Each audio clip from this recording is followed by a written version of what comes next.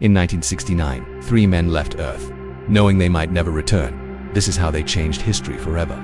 Part 1. The race begins. It was the height of the Cold War, and the world was holding its breath. Two superpowers, America and the Soviet Union, were not only clashing over ideology and influence but racing toward a goal that had once belonged only to science fiction: the moon. The Soviets had made the first move, shocking the world in 1957 with Sputnik, the first artificial satellite. Then, in 1961, Yuri Gagarin became the first human in space, igniting a flame of urgency in the United States.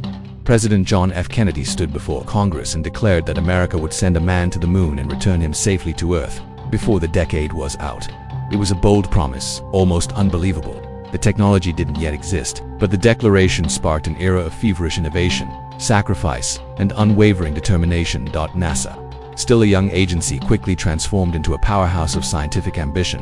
Engineers, scientists, and visionaries worked around the clock, often under immense pressure, to develop the spacecraft, rockets, and systems that could make a moon landing possible. Mistakes were made, lives were lost, including the tragic fire during Apollo 1's test that killed 3 astronauts, but each setback only strengthened their resolve.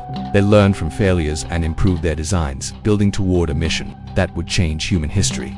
By the time 1969 arrived, the Saturn V rocket, the most powerful machine ever built, stood ready, carrying the hopes of a nation and the dreams of an entire species. Part 2. Liftoff and the journey to the moon. On the morning of July 16, 1969, the world watched in awe. At Kennedy Space Center in Florida, 3 astronauts, Neil Armstrong, Buzz Aldrin, and Michael Collins, climbed into the command module atop the mighty Saturn V rocket. The launch pad shimmered with heat and anticipation. At 9:32 a.m. Eastern Time, the engines roared to life with a deafening thunder. In a brilliant explosion of smoke and flame, Apollo 11 lifted off the Earth and climbed steadily toward the stars. Millions of people around the world held their breath, watching on television screens as the spacecraft vanished into the sky. Once in orbit, the crew began the delicate task of navigating toward the moon.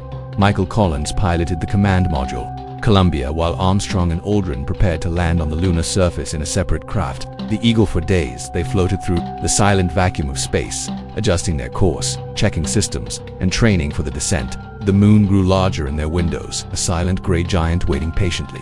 On July 19th, they entered lunar orbit. The next day, Armstrong and Aldrin transferred into the lunar module, separated from Columbia, and began their slow descent. With each passing second, tension built. There was no room for error. They were flying manually, navigating around boulders and craters, searching for a safe spot to land. Part 3.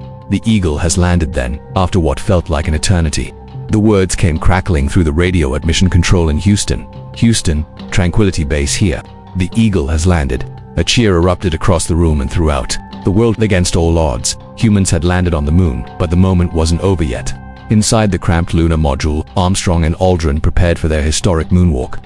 Hours passed as they suited up, checked equipment, and deep the cabin. Finally, Neil Armstrong opened the hatch and began climbing down the ladder. With a small hop, he touched the moon's surface, leaving behind the first human footprint on another world. "That's one small step for man," he said, "one giant leap for mankind." Buzz Aldrin followed shortly after, describing the lunar landscape as magnificent desolation. The 2 astronauts spent over 2 hours walking, collecting samples, placing instruments, and taking photographs. They planted the American flag and left behind a plaque that read, "We came in, peace for all mankind." Meanwhile, Michael Collins orbited alone above them, watching and waiting, ensuring that the command module was ready for the return. On the moon, every moment was carefully timed. After completing their mission, Armstrong and Aldrin climbed back into the Eagle, rested briefly, and then prepared for liftoff. The small ascent engine fired, lifting them off the lunar surface and rejoining Collins in lunar orbit. The team was back together, but their journey was far from over. Part 4. The return to Earth and the legacy. With the crew reunited in the command module, they discarded the Eagle and began the long voyage home. They had done the impossible, but now they faced another challenge: re-entering Earth's atmosphere. Traveling at nearly 25,000 miles per hour, they had to angle the spacecraft just right. Too steep, and they'd burn up. Too shallow, and they'd bounce off the atmosphere. As they approached Earth, tension filled the air once again. Flames engulfed the heat shield, communication blacked out, and for several minutes, Mission Control heard nothing. Then a signal returned. Apollo 11 had survived re-entry. On July 24, 1969, the spacecraft splashed down safely in the Pacific Ocean. Recovery teams raced to the site, and soon the 3 astronauts were aboard the USS Hornet, smiling, alive, and triumphant. The world erupted in celebration. Humanity had reached beyond its cradle and walked among the stars. The mission didn't just belong to America, it was shared by all people, regardless of borders. The success of Apollo 11 proved what humans could accomplish when driven by courage, vision, and unity. Neil Armstrong, Buzz Aldrin, and Michael Collins became global icons, but they always reminded everyone that thousands had contributed to the mission. Engineers, mathematicians, technicians, and countless unsung heroes had made the journey possible. Decades later, the footprints on the moon still remain, undisturbed by wind or rain, a quiet symbol of human achievement.